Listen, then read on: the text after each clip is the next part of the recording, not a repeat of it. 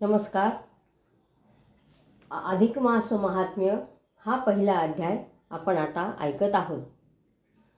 वक्रतुंड महाकाय सूर्यकोटी समप्रभ निर्विघ्नं कुरु मे देव सर्वकार्येषु सर्वदा. कृष्णाय वासुदेवाय हरये परमात्मने प्रणतक्लेशनाशाय गोविंदाय नमो नमः. श्री गणेशाय नमः. गजाननाला नमस्कार असो, सरस्वतीला नमस्कार असो, सद्गुरूंना नमस्कार असो, माता पितरांना नमस्कार असो, कुलस्वामिनीला नमस्कार असो, पूर्व कवींना नमस्कार असो, पुरुषोत्तमाला नमस्कार असो. आता पद्मपुराणातील व बृहन्नारदीय पुराणातील अधिक मासाच्या महात्म्याची कथा मी वर्णन करीत आहे.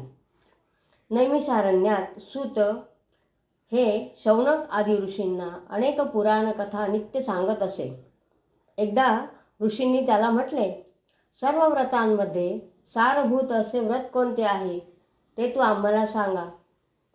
त्यावर सूत म्हणाले, आपण मला मोठा मान दिलात म्हणून मी धन्य झालो.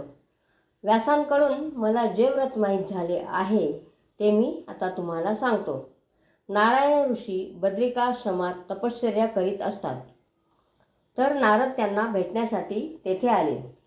नारायण ऋषींचे दर्शन घेऊन त्याने त्यांना नमस्कार केला आणि म्हटले, या कलियुगात ज्यांचे पापपुण्य त्यालाच बाधक होते.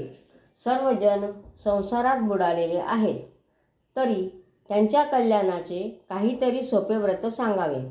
त्यावर नारायण म्हणाले, तुला मी पुरुषोत्तम मासाचे व्रत सांगतो. हे व्रत असे आहे की सर्व तऱ्हेची पापे नष्ट होऊन मनुष्य परमपदाला जातो. या व्रताची माहिती श्रीकृष्णाने पांडवांना त्यांच्या वनवासातील दुःखांपासून सुटका होण्यासाठी सांगितली होती. तर काम्यक वनामध्ये ज्या वेळेला पांडव राहत होते त्यावेळी द्वारकेचा राणा म्हणजेच श्रीकृष्ण ऋषीमुनींना घेऊन त्यांना भेटण्यास तेथे गेले. तो दिसताच पांडवांना जणू काही संजीवनी मिळाल्यासारखे वाटले. ते सर्वजण द्रौपदीसह त्याच्या व मुनिजनांच्या पाया पडले. पांडवांची झालेली दुरावस्था पाहून श्रीकृष्णाला दुःखही वाटले आणि कौरवांबद्दल क्रोधही आला. श्रीकृष्णाने प्रचंड असे भयंकर रूप धारण केले. त्यावेळेला धर्मराज आणि अर्जुन इत्यादींनी श्रीकृष्णाची स्तुती करून त्यांना शांत केले. आवडत्या अर्जुनाचे हे प्रेमाचे बोलणे ऐकून भक्तवत्सल श्रीकृष्ण शांत झाले. नंतर सर्व पांडव आणि श्रीकृष्ण एकत्र बसले असता श्रीकृष्ण त्यांच्याजवळ गोष्टी बोलू लागला. ऋषीमुनीही श्रवणासाठी बसले.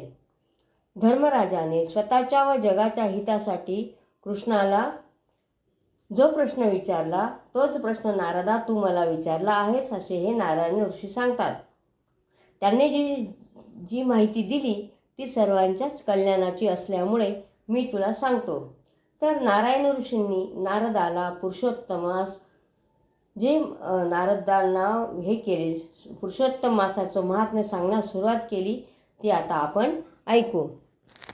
गोपाळ कृष्ण भगवान की जय. इथेच हा पहिला अध्याय समाप्त झाला.